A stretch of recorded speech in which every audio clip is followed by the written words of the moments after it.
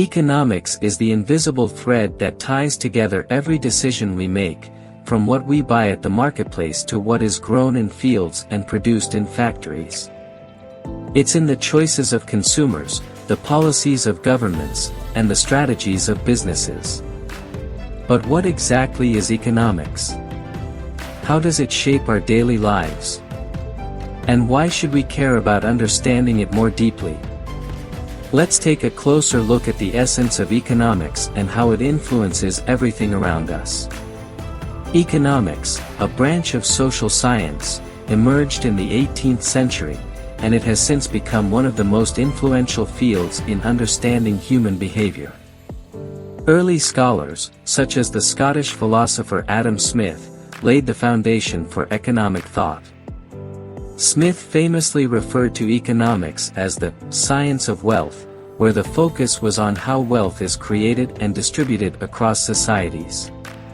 However, this early definition of economics didn't take into account the vast disparity in wealth and resources between the rich and the poor. Critics argued that a narrow focus on wealth ignored the realities faced by the majority of people. As time went on, economists realized that economics is not just about wealth, it's also about human welfare, scarcity, and the choices we make every day. Today, economics helps us understand both individual well-being and the broader societal goals of prosperity and equality.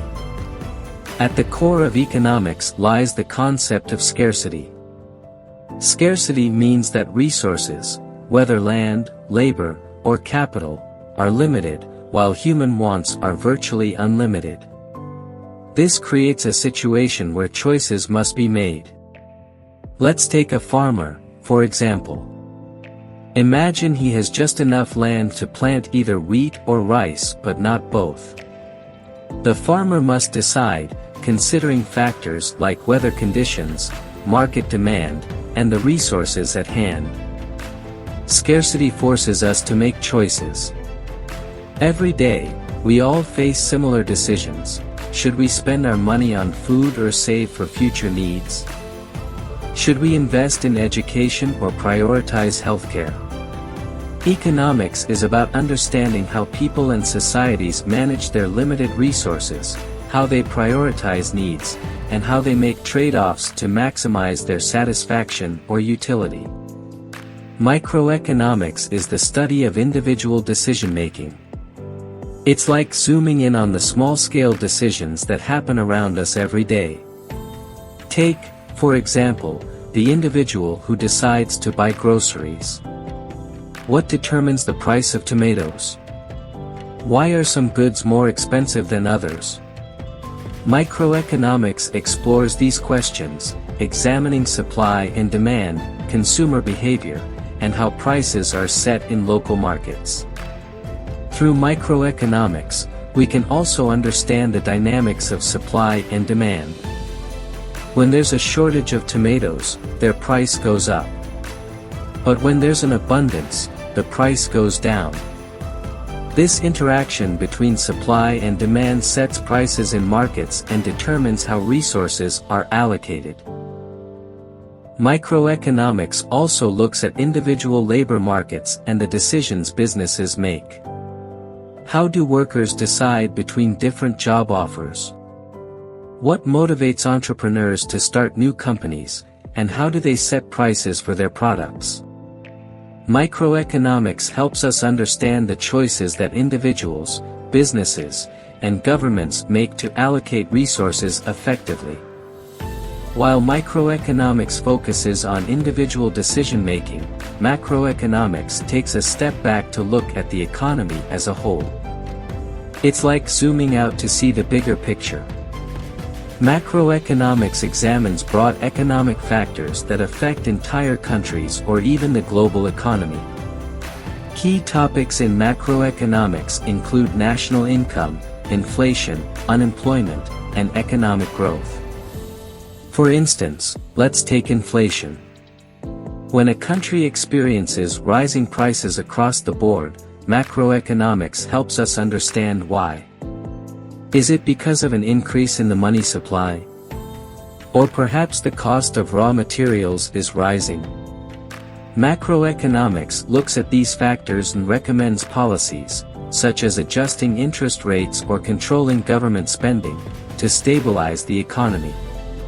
Macroeconomics also plays a crucial role in understanding global economies. How do trade agreements between nations affect a country's economy? How do exchange rates fluctuate, and what impact does that have on trade and investment? By examining these global interactions, macroeconomics helps us understand the interconnectedness of today's world. Microeconomics and macroeconomics are the two primary branches of economics, each with its own unique focus. Microeconomics deals with the decisions of individuals, businesses, and markets.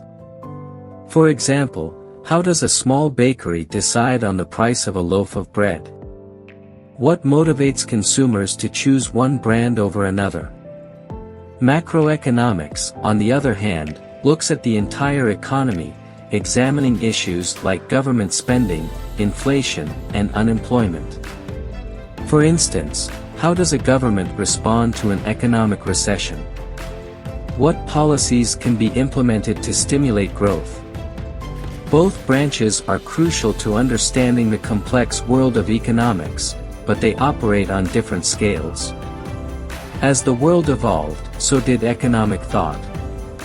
In the 20th century, the focus shifted to economic growth and development.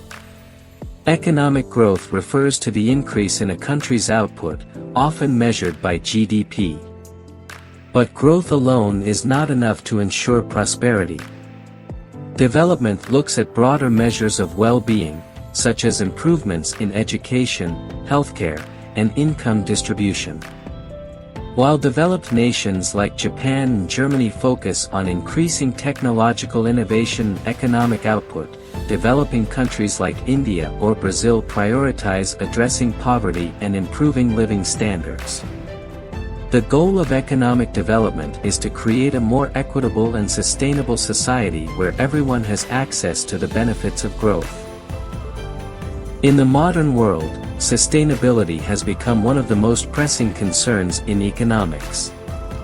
We face the challenge of balancing economic growth with the preservation of our environment. The burning question is, how do we ensure that future generations inherit a planet that is not only economically prosperous but also environmentally healthy? Sustainability emphasizes the importance of meeting our current needs without compromising the ability of future generations to meet their own needs. It means using resources wisely and exploring renewable energy options like wind and solar power, which can sustain both the environment and the economy in the long run. Economics is divided into two approaches: positive economics and normative economics. Positive economics is concerned with facts and data. It asks questions like, what is the current inflation rate, or how much did the GDP grow last year? These are objective, verifiable facts. Normative economics, however, deals with value judgments. It asks questions like, what should the government do to reduce unemployment, or how much should we invest in healthcare? These questions involve opinions and reflect what people believe ought to happen, rather than what is happening. Economics isn't confined to textbooks or academic discussions. It's something we encounter every day. Whether we're shopping for groceries, deciding how to save money, or evaluating the price of gas, we're making economic decisions.